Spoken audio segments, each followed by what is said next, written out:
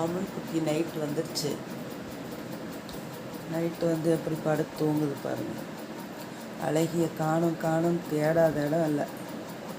சுற்றி தேடி தேடி ஃபீவரே வந்துருச்சு எனக்கு. ஃபீவர் ஜாஸ்தியாகி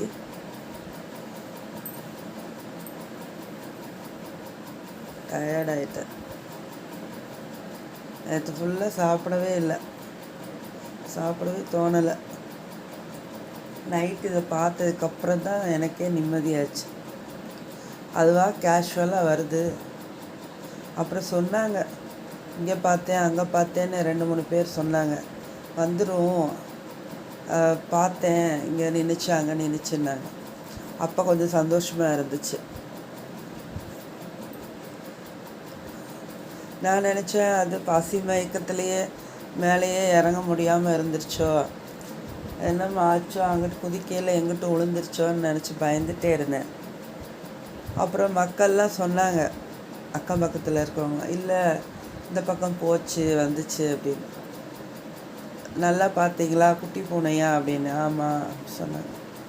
அதுக்கப்புறம் கொஞ்சம் பாதி நம்பிக்கை வந்துச்சு. அதுக்கப்புறம் நைட்டு வந்துருச்சு. நைட்டு வந்துட்டு ஓடுது, மறுபடியும் ஓடுது.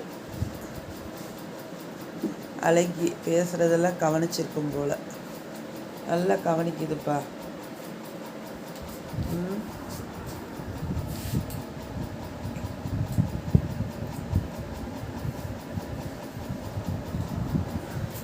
அதுவும் தேடிச்சு. டைமண்ட் தேடினா.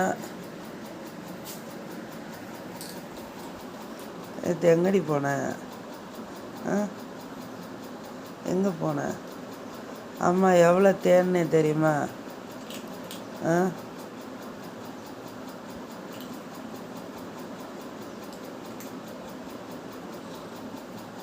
யார் என்ன பண்ணிட்டாங்களோன்னு நினச்சேன். அவன்ட்டு விழுந்துருச்சோ என்னமோ. என்னடி வர மாட்டேக்கி?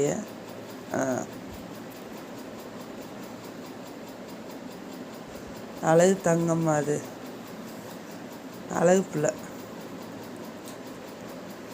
அழகு பிள்ளை.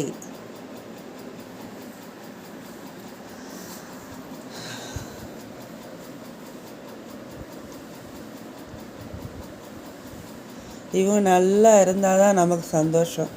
பிள்ளை குட்டிகள்லாம் நல்லா ஆனந்தமாக விளையாடிக்கிட்டு சந்தோஷமாக சாப்பிட்டுட்டு சந்தோஷமாக ரெஸ்ட் எடுத்துகிட்டு இருந்தால் தான் நமக்கு சந்தோஷம், நிம்மதி. என்னடா எங்கேயாது?